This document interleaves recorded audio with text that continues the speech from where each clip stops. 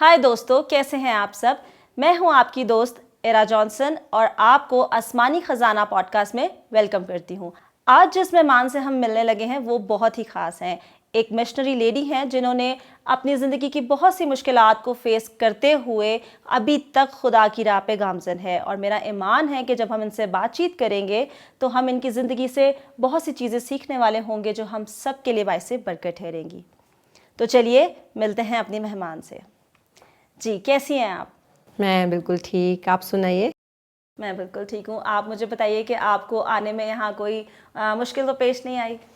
ऐसा सच मुश्किल तो नहीं थी, लाइक जर्नी इतना मुश्किल नहीं था, लेकिन ट्रैफिक बहुत है आपके शहर में। यहाँ बहुत ट्रैफिक है और यहाँ पे काफ़ी गर्मी भी है, तो मुझे पता है कि काफ़ी मुश्किल है, बट यहाँ पे आप आके थोड़ा सा रिलैक्स हुई होंगी मुझे लगता है।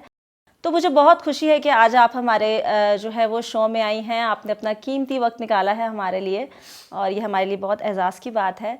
तो मैं चाहती हूँ कि आज जो हम डिस्कशन करें वो बहुत सी ज़िंदगियों के लिए बाइसे बरकत ठहरे। तो मैं चाहती हूँ कि आप अपना एक शॉर्ट इंट्रो जो है हमें बताएं। मेरा नाम रुबेका माइकलसन है और जैसा आपने पहले मेंशन किया, मिशनरी रही हूँ और मैंने बहुत से मुल्कों में विदिन हमारे अपने मुल्क में मैंने बहुत से शहरों में सफ़र किया, कुछ अर्सा रही भी और बहुत से मुल्कों में भी सफ़र किया। लेकिन वो सफ़र जो है वो जो आप छुट्टियाँ मनाने जाते हैं उनसे कहीं ज़्यादा मुख्तलिफ रहा है। तो कहीं बहुत ज़्यादा गर्मी, इसलिए मैंने गर्मी की शिकायत नहीं की क्योंकि हमें आदत होती है हर तरह के मौसम में रहने की। जहाँ तक मेरी ज़िंदगी का ताल्लुक़ है और मेरी खिदमत का ताल्लुक़ है, बड़ी डिफरेंट सी रही है। आप मिशनरी का लफ्ज़ सुनते हैं तो आपको शायद लगता है कि मैं इवेंजलिज़म कर रही होंगी, वो भी पार्ट रहा, लेकिन मेरा जो मिशन फील्ड था वो ज़्यादा काउंसलिंग से रिलेटेड था, family life counselling, trauma counselling. तो उसमें जो खिदमत थी वो यही थी कि आप किसी के पास बैठते हैं, उसकी बात सुनते हैं, उनका दुख सुनते हैं। और जब मैं कभी हूँ किसी जगह पे किसी भीड़ में तो अक्सर कई दफ़ा मुझे पीछे से हाथ आता है, मैं मुड़ के देखती हूँ और वो कोई ना कोई वो शख्स होता है जिसको मैंने लाइफ में कहीं पे मिनिस्टर किया था। बहुत बहुत अच्छा लगा मुझे सुन के और बहुत खुशी भी महसूस हो रही है। तो मैं आपसे ये जानना चाहूँगी कि आपने इस जर्नी का आगाज़, इस मिशनरी वर्क का आगाज़ जो है वो कैसे किया है? आगाज़ बहुत फ़नी था, फ़नी कह लें या जो भी कह लें।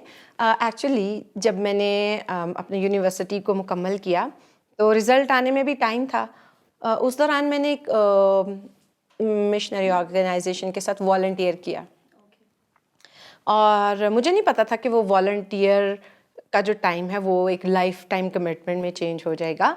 और जब मेरा रिज़ल्ट आया तो I was invited to join their organisation.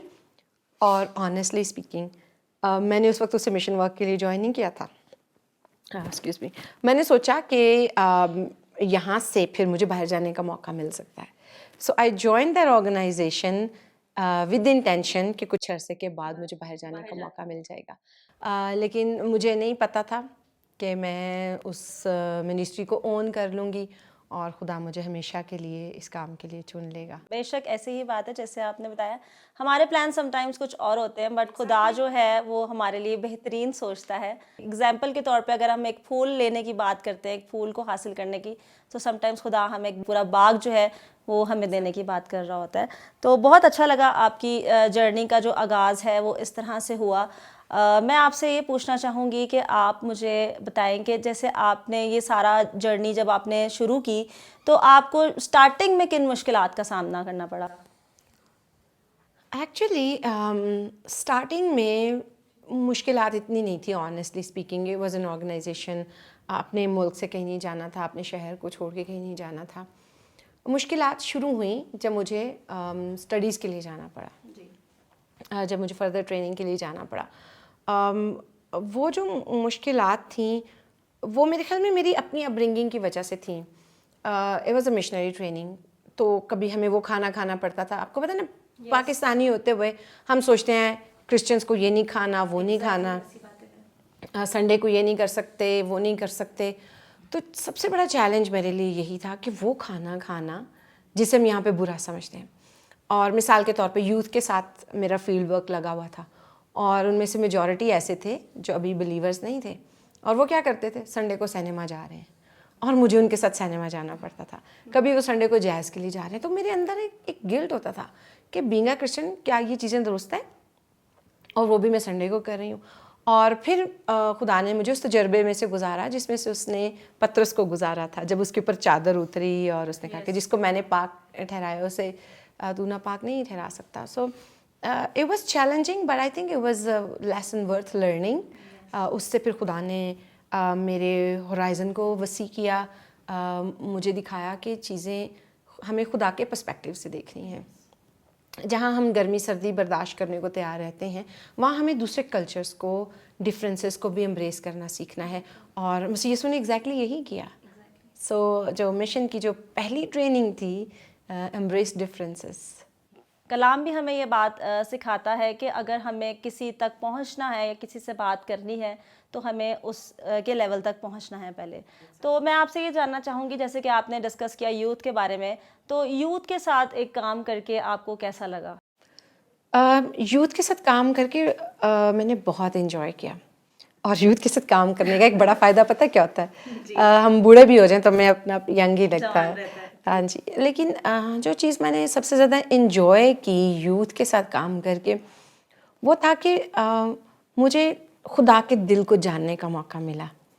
कि जैसे यंग लोग होते हैं ना, अभी पूरी तरह से समझ नहीं होती चीज़ों की, पता नहीं होता, लेकिन lot of energy, lot of enthusiasm,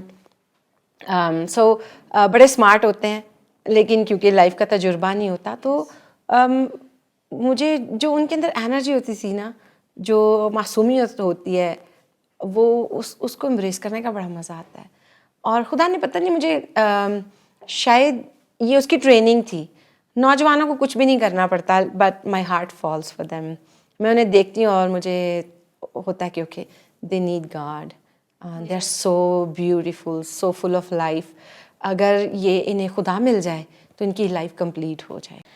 मैं आपसे ये पूछना चाहूँगी, जब आप डिफरेंट कंट्रीज़ में जाके अपना वर्क करती हैं, तो जाहिर सी बात है वहाँ का रहन सहन, तौर तरीका जो होता है वो अलग होता है।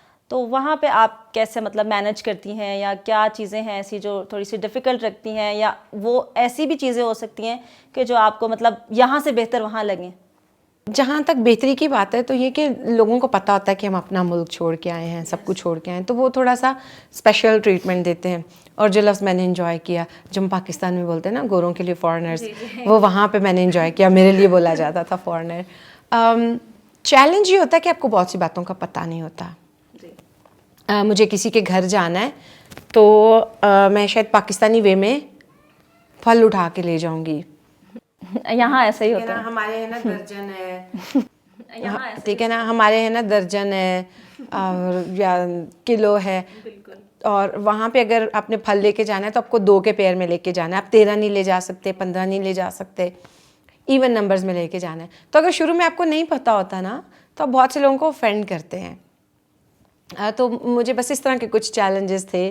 अगर किसी से कुछ कहना है तो मुझे पहले अपने जो एडवाइज़र्स होते थे उनसे बात करनी होती थी कि इज़ इट अप्रोप्रिएट, या मुझे अगर किसी ने घर बुलाया है मैं जा सकती हूँ, should I go, should I से नो और येस।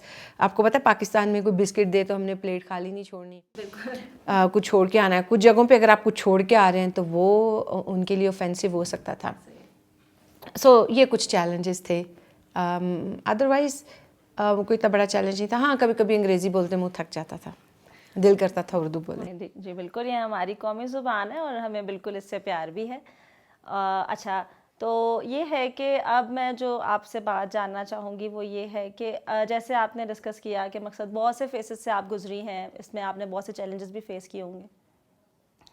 तो जब चीज़ों को छोड़ा, फाइनेंशियली तौर पे जब हर चीज़ छोड़ी और एक खुद पे आप डिपेंड करके आप आगे बढ़ी इस चीज़ को लेके, तब आपका कैसा एक्सपीरियंस रहा? मतलब तब आपने इस चीज़ को कैसे सर्वाइव किया?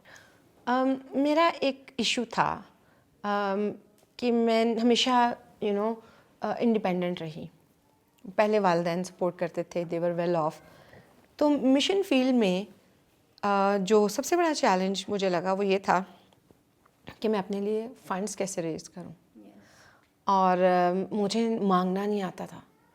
मुझे लगता था ये बुरी बात है, मैं कैसे लोगों को जाके कहूँ कि मुझे फ़ंड्स चाहिए। कुछ लोगों ने कहा कि आप लेटर्स लिखें, न्यूज़ लेटर्स के ज़रिए आपको फ़ंड्स रेज़ हो जाएंगे। और एक टाइम आया कि मैंने बाहर जाना छोड़ दिया। तो जो हमारी एडवाइज़र थी उसने मुझे पूछा कि क्यों नहीं जा रही हो, सारा वक्त घर क्यों रहती हो?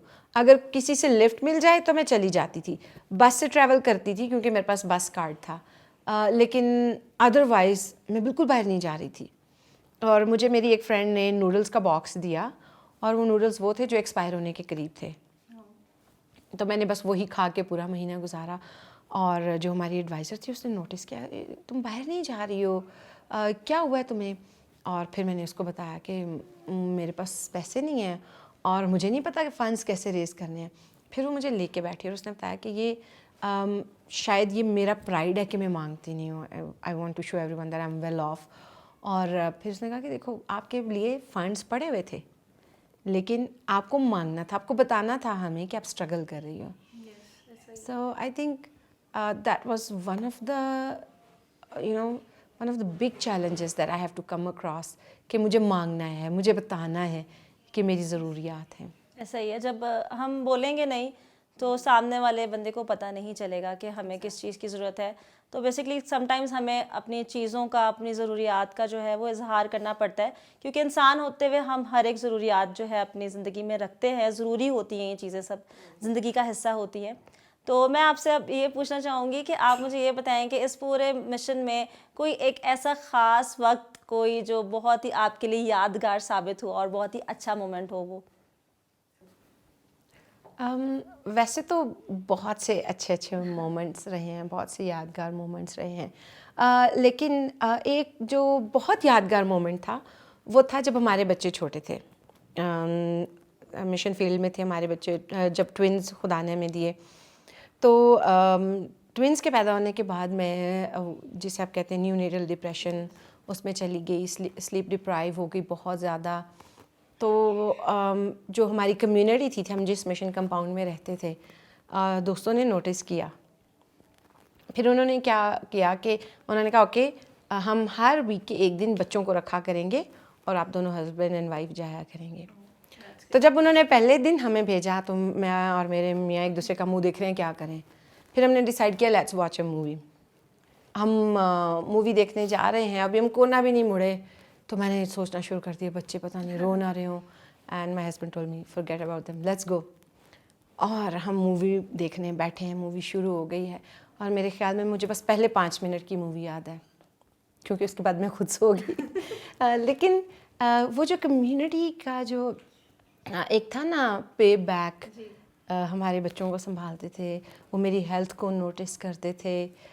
मुझे लगता था कि सिर्फ मैं ही हूँ जिसने सबके मसले मसाइल सुनने हैं, लेकिन हुआ क्या कि वो सारे फिर आ जाते थे और हमारे मसाइल में हमारे साथ खड़े होते थे। और जिनको कभी हम इनवाइट करते थे खाने के लिए तो कभी कभी ऐसा होता था हमारे पास अपने पास कुछ नहीं होता था और मैं दरवाज़ा खोलती थी तो दरवाजे पे कभी ब्रेड हैंग हुई है, कभी नीचे अंडों की ट्रे पड़ी है। So it was amazing. ऐसा ही है, जब हम खुदा के साथ जुड़ते हैं और उस पर ईमान रखते हैं तो वो हमारे लिए वहाँ से भी राह पैदा करता है जहाँ से हमें उम्मीद भी नहीं होती। आपकी ज़िंदगी में कोई ऐसा एक ख़ास लम्हा जो बहुत एडवेंचर के तौर पे रहा हो तो वो आप हमसे ज़रूर डिस्कस कीजिएगा, हम जानना चाहेंगे आपसे। वैसे तो बड़े एडवेंचर हैं लेकिन एक बड़ा ख़ास एडवेंचर है, वो था कि हम बांग्लादेश में थे जी। और अभी ये मेरे स्टे का दूसरा दिन था। तो जो हमारे होस्ट थे उन्होंने हमें रास्ते दिखाया, उन्होंने कहा जी आपकी पहली मिशनरी ट्रेनिंग ये है कि कल आपने ऑफिस से जहाँ पे ठहरे हैं वहाँ पे खुद आना है और पब्लिक ट्रांसपोर्ट लेके आना है। कुछ उन्होंने अल्फाज सिखा दिए। अब जो उनके घर की जो गली थी और उसके पीछे वाली गली सेम थे और मुझे पता नहीं चला, मैं पब्लिक ट्रांसपोर्ट ली, उससे पिछली वाली गली में उतर गई। अब वहाँ से कैसे कैसे किधर किधर जाना है मुझे बिल्कुल समझ नहीं आ रही थी और मैं एकदम से इतना डर गई। पास से लोग गुजरते थे और वो अजीब अजीब सी नज़रों से देख रहे थे और मेरे पास कैश भी था तो मैं काफ़ी डरी हुई थी। लेकिन फिर करते करते कुछ निशानियाँ मैंने रखी हुई थी, उन निशानियों को ज़हन में रख के फिर मैं पहुँच गई अपनी मंजिल पे। एक अनजान शहर में जाना हमारे लिए बहुत चैलेंजिंग होता है कि हमें उस चीज़ जगह के रास्ते नहीं आते, और बहुत सी वैसी हमें जो है डिफ़िकल्ट होती है, तो वो हमारे लिए वैसी जो है वो एडवेंचर रहता है। तो आप मुझे अपनी फैमिली के बारे में बताएं कि मतलब जब आप इस फील्ड में हैं, इस इन सब चीज़ों को फेस करती हैं, अच्छा खुशी भी है और थोड़ा सा दुख भी है, थोड़ा एडवेंचर भी है, हर चीज़ का टेस्ट है इस फील्ड में। तो आप मुझे ये बताएं कि आपकी फैमिली इस चीज़ को कैसे लेती है? फैमिली ने इसको बड़े अच्छे तरीके से लिया। जब हमारी शादी हुई तो उस वक्त मेरे हस्बैंड इस फील्ड में नहीं थे, मिशन फील्ड में नहीं थे, लेकिन उन्हें बुलाहट ज़रूर थी। लेकिन फॉर सम रीज़न्स वो इसको एक्सेप्ट नहीं करना चाह रहे थे। और फिर एक दिन वो ऑफिस से घर आए और कहते कि हैंड्स ऑफ, मैं खुदा के आगे सरेंडर कर दिया है और मैं आपको ज्वाइन करूँगा मिशन फील्ड में। और that was very encouraging for me. और फिर उस वक्त तक लेकिन हमारे बच्चे हो चुके थे, हम बच्चों के साथ गए। और जब हमारे ट्विंस छोटे थे ना, तो ये बहुत से लोगों को अट्रैक्ट करते थे और इनकी वजह से बहुत से लोग हमारे दोस्त बन चुके थे मिशन फील्ड में। जहाँ पर हम मिशन में थे, एक पर्टिकुलर इलाके में, वहाँ पे twins, boy and girl, luck की निशानी समझा जाता था। तो जो देखता था स्ट्रोलर को, डबल स्ट्रोलर को, ट्विन स्ट्रोलर को, ओह हाँ लकी। फिर हम उन्हें बताते थे नहीं, ये लक नहीं है, ये खुदावन की ब्लेसिंग है। सो उस वक्त बच्चों ने हमारे लिए एक एवेन्यू प्रोवाइड किया कि इनकी वजह से लोग हमारे दोस्त बन जाते थे।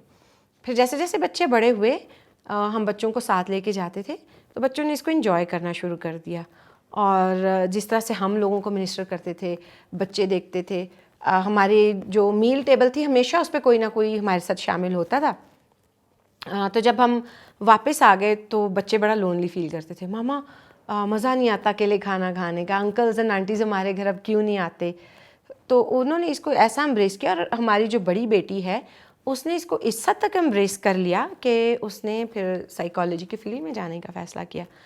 तो other than saying goodbyes, it was always fine. और मैं बच्चों को कहती थी चलें कोई बात नहीं, हम दोस्तों को छोड़ आते हैं, बाकी बहुत कुछ छोड़ जाता है, लेकिन एक जो इम्पॉर्टेंट चीज़ है वो कि हम सब इकट्ठे होते हैं। तो या other than saying goodbyes, it was all fine. बहुत अच्छा लगा मुझे ये सुन के आपकी बात, कि जैसे आपने कहा कि मकसद आपके जो हस्बैंड थे पहले तैयार नहीं थे, बट जब खुदा की कॉलिंग होती है, खुदा आपको मौका दे रहे होते हैं, पर जब खुदा की कॉलिंग होती है ख़ास तौर पे इंसान के लिए, तो वो जहाँ भी चला जाए वो उस फील्ड में फिर आता ही है। और जब एक हस्बैंड एंड वाइफ मिल के इस चीज़ को जान लेते हैं, खुदा को जान लेते हैं, तो बेशक जो उनके बच्चे होते हैं, आगे उनकी जनरेशन होती है, वो भी ब्लेस्ड रहती है, और वो भी फिर इस काम को आगे लेके जो है वो चलती है। आपकी ज़िंदगी में ऐसा कोई ऐसा लम्हा जिसमें आप पछतावा आपको किसी भी किस्म का जो है फेस करना पड़ा हो, तो वो आप हमें ज़रूर बताएं।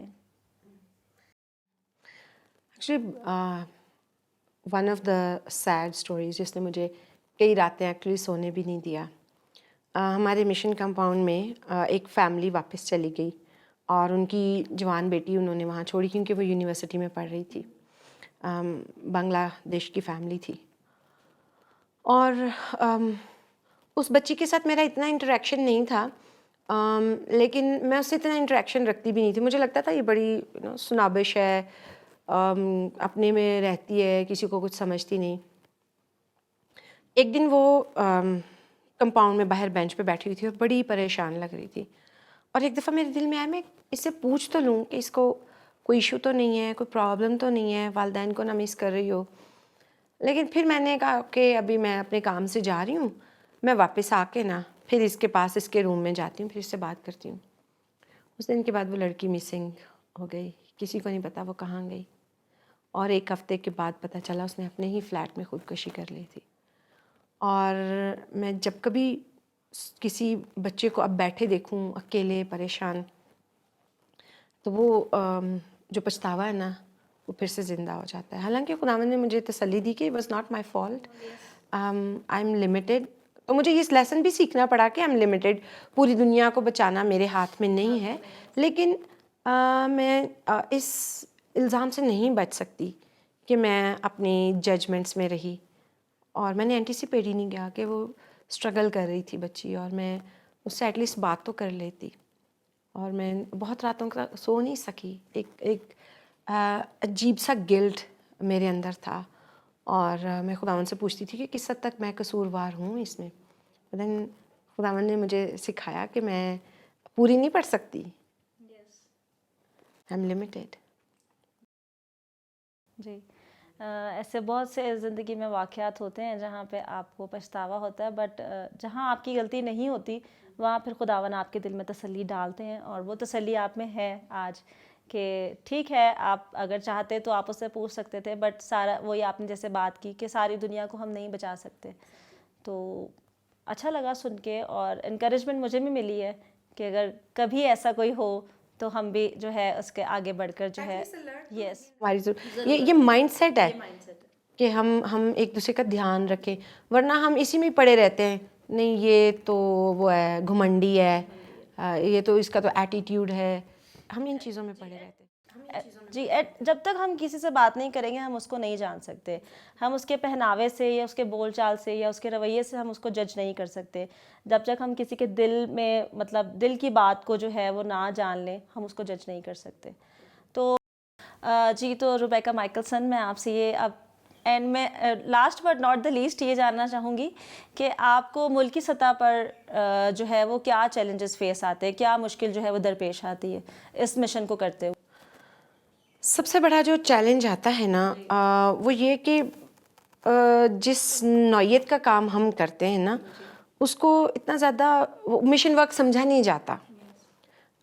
मैंने सेमिनारीज में मिशन एज अ सब्जेक्ट पढ़ाया भी है, और बहुत दफ़ा मैंने रेकमेंड किया है कि मिशन फील्ड को ओपन किया जाए। जो मिशन की प्रैक्टिस है उसके लिए मैंने सजेशंस भी दिए हैं, लेकिन उनको उस तरह से एम्ब्रेस नहीं किया जा रहा। सो ऐसा लगता है कि पाकिस्तान में मिशन का जो काम है उसे एक्सक्लूसिवली गोरों की डोमेन समझा जाता है, और हमारे यहाँ अगर हो भी तो बहुत ज़्यादा क्या है कि जी लिटरेचर दे दिया, अंजीलें दे दी फ्री। तो जो मिशन का काम मैं समझती हूँ ना, जो खुदा का मिशन है, वो है लोगों के लिए काम करना, लोगों की हीलिंग के लिए काम करना, उनको खुदा के पास लेके आना, उनकी ज़रूरतों को देखना, उनको वैल्यू करना, love God and love people. तो बहुत दफ़ा फिर इख्तलाफ होता है, मुझे मिशनरी नहीं समझा जाता, ऑनेस्टली स्पीकिंग। मुझे काउंसलर समझा जाता है या मेंटर समझा जाता है, मिशनरी नहीं समझा जाता। तो ये एक चैलेंज है कि लाइक माइंडेड लोग नहीं हैं। जिस तरीके का हम काम कर रहे हैं उसको अभी तक मिशन के तौर पे उस तरह से एक्सेप्ट नहीं किया गया। जी, तो आपके लिहाज में या आपके ख़्याल में आपकी क्या राय है कि इस काम को और बेहतर कैसे बनाया जा सकता है, अगर आप कुछ इसमें और बेहतरी लाना चाहें तो? दो चीज़ें हैं, एक तो हमें अपना कुरिकुलम रिवाइज़ करना है जो हम सेमिनारीज में पढ़ाते हैं। फिर प्रैक्टिकम जो है, जो प्रैक्टिकल होता है ना, फील्ड वर्क होता है, उसमें हमें क्रिएटिविटी पैदा करनी है कि किस तरह से क्रिएटिवली हम इस काम को कर सकें। और मीडिया तो एक है ही है ना, मीडिया को यूज़ करके भी हम इफ़ेक्टिवली मिशन वर्क कर सकते हैं। बट मेरे ख्याल में जो बुनियादी बात है वो यही है कि जो मिशन है वो मेरा नहीं है, आपका नहीं है, ये खुदा का मिशन है, और हम खुदा के मिशन को समझ सकें, उसके दिल को समझ सकें। और वो ये कि वो लोगों से बहुत प्यार करता है, लेकिन हम लोगों को जज करते रह जाते हैं। हमारी ज़िंदगी जो है आधी वो जजमेंट में ही गुजर जाती है, और जब हमें समझ आता है तो शायद तब तक बहुत देर हो चुकी होती है। तो मेरा दिल बहुत शुक्रगुजार है एक बार फिर से आपके लिए कि आप यहाँ आई और आपने अपनी ज़िंदगी के मुतालिक जो है हमसे शेयर किया सब कुछ, और ये मेरे लिए भी बहुत इनकरेजमेंट का बाइस बना है। तो मैं चाहती हूँ कि आप एक पैगाम दें जो हम सबके लिए हो, जो कि सबके इनकरेजमेंट का बाइस मज़ीद ठहरे। पैगाम यही है कि हमें अपनी आंखें खुली रखनी है।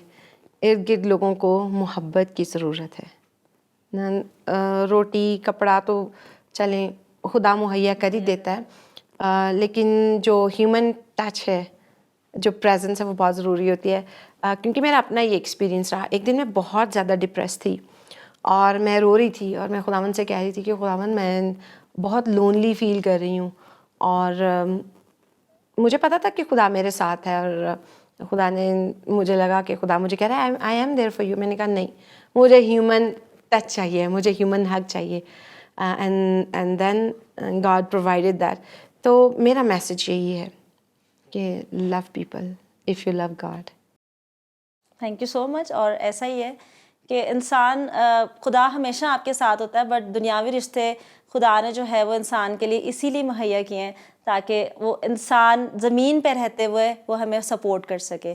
तो ये जो रिश्ते होते हैं ये हमारे लिए बड़े कीमती होते हैं और हमें इनको बहुत ही कीमती तरीके से जो है वो एक कहते हैं कि जैसे मोती एक एक वो माला में मोती पिरो के इंसान रखता है, तो हमें उसको इसी तरह से कीमती तरीके से जो है वो रखने चाहिए। तो बहुत अच्छा लगा आपसे बात कर। तो दोस्तों, मेरा यकीन है कि आज की पॉडकास्ट से आपने ज़रूर अच्छी बातों को सीखा होगा। मिलते हैं एक नई पॉडकास्ट में एक नए मेहमान के साथ। तब तक के लिए अपना बहुत ख्याल रखें। खुदा हाफिज़।